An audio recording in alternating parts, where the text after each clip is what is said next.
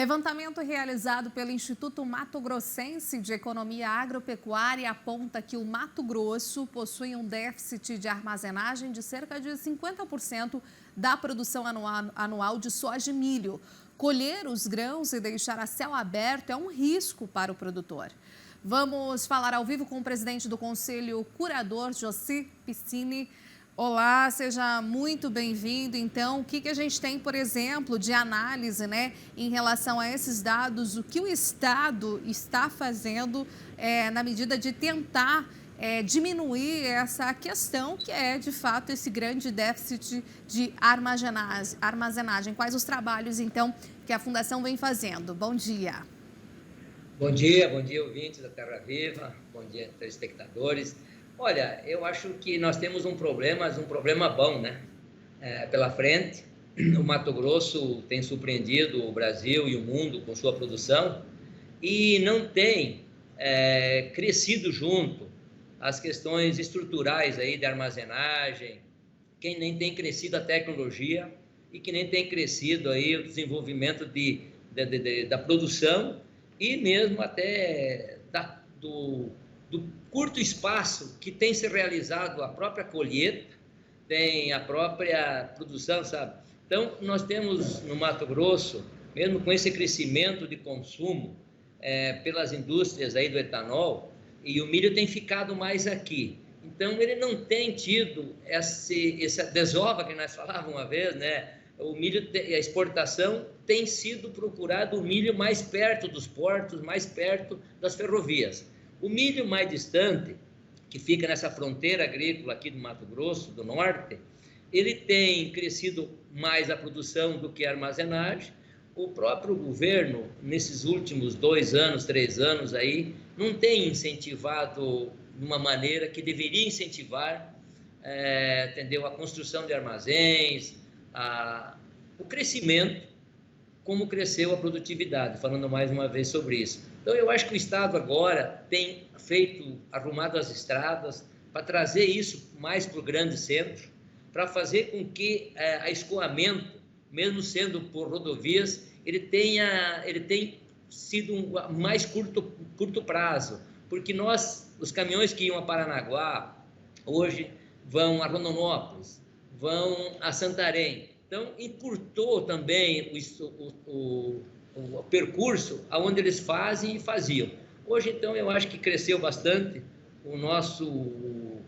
a demanda, mas também cresceu essa oferta de caminhões. Ainda nós temos o grande gargalo e o grande problema nosso é a BR-163, onde ela tem um fluxo de caminhões muito grande e aonde um caminhão demora às vezes 30%, 40% a mais do tempo que ele demoraria. Então, ele produz 30%, 40% a menos no mesmo tempo, em 30 dias, do que ele consegue transportar de Sorriso, de Sinop, de Lucas, de Mutum, de Itapurá, até a ferrovia. Isso fica armazenado, esses grãos no céu aberto, e nós temos muitos anos que o tempo ele funciona, ninguém tem a fórmula e a regra do tempo.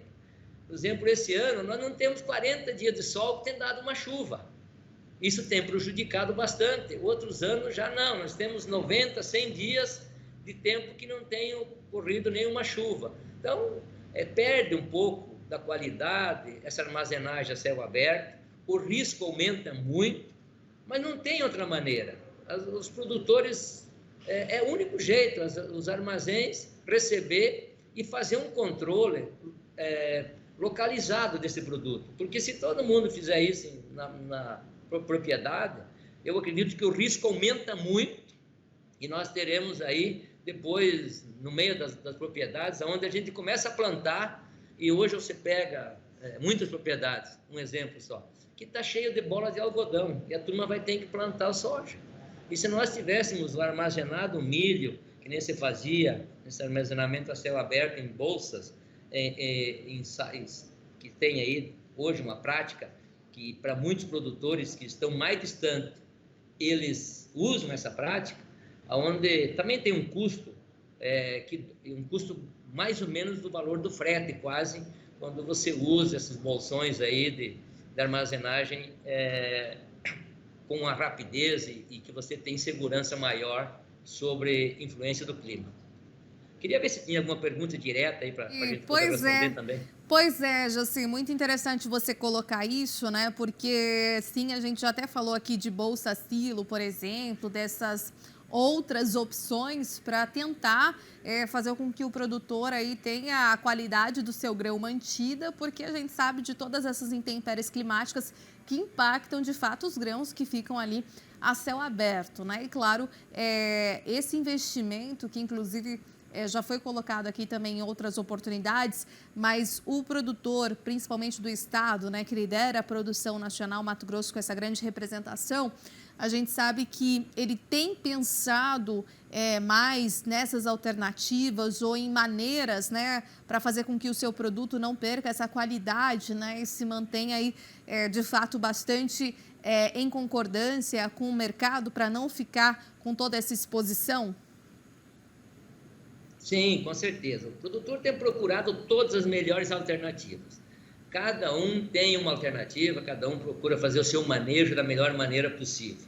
E eu acho que ainda a gente não está conseguindo fazer uma administração, porque esse milho, quando ele é para a indústria de etanol e ele não é para consumo humano, eu acho que daí nós temos ganhado um pouco nisso, sabe? Porque a qualidade, às vezes, ela influencia, mas não tanto. A minha preocupação seria se esse milho fosse totalmente consumido in natura para o consumo animal ou para o consumo humano. Então, como ele é dividido bastante, parece que também temos um outro problema. O produtor mato-grossense, ele começou a ter um pouco de reserva pelos últimos anos, aí a condição do mercado tem oferecido, e ele tem tido na sua propriedade, muitas vezes, produto de outra safra. Por exemplo, nós temos não sei quantas mil, que tem 2 milhões de toneladas de soja armazenada ainda na safra. Se você olhar, ela está usando o espaço que seria do milho, que outros anos a gente não tinha isso. Então, agora nós temos aí uma produção de soja bem estimada e me preocupa no futuro, porque o Mato Grosso está crescendo aí quanto por cento ao ano? E a armazenagem não tem acompanhado. E o ano que vem está se falando em produzir aí 140, 150 milhões de toneladas de soja no Brasil. O Mato Grosso vai corresponder com essa porcentagem de aumento. Então, nós teremos aí, se não houver estrutura nenhuma de logística, de ferrovias ou da 163 melhorando, o ano que vem, se o tempo, graças a Deus, colaborar, nós teremos um problema mais sério ainda e eu imagino, com o dobro de armazenagem a céu aberto que teve este ano. Então, nós temos um problema bom, mas eu acho que isso aí precisa ser colocado na mesa para que algum dia, algum ano aí, a gente faça isso em 4, 5 anos, um projeto de Estado, um projeto de governo, para que o produtor participe disso, cada um na sua propriedade. Eu acho que é o melhor jeito que tem, para que você escolha o melhor momento para transportar isso, para que não haja uma demanda muito forte de frete, e o produtor tem que pagar essa conta também. Eu acho que tudo tem que ter um equilíbrio aí. É a oferta de frete, é a armazenagem, para que os portos também consigam dividir isso, tantos meses vai exportar soja ou vai exportar milho.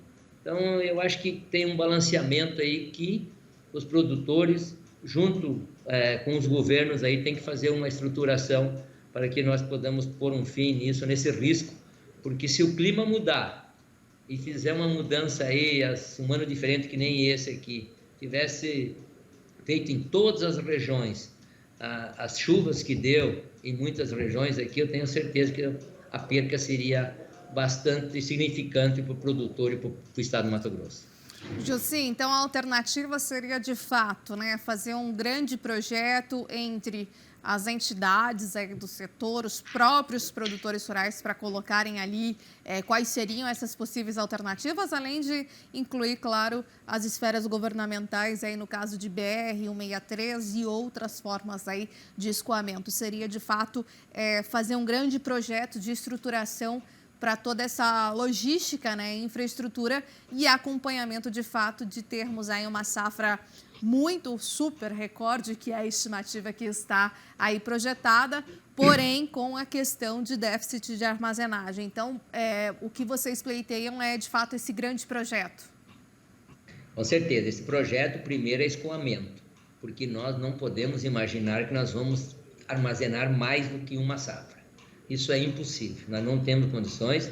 E se você levar em conta a armazenagem, como ela cresceu, não pelo produtor, mas pela indústria no Mato Grosso, aqui na região de Mutum, Lucas, Sorriso, hoje você está levando isso para Primavera, para Campo Novo. Se você olhar a quantia de toneladas que essas indústrias construíram de armazenagem, eu acho que a gente teria aí, nós já estaríamos aí com um sinal vermelho que faria 2 ou 3 anos.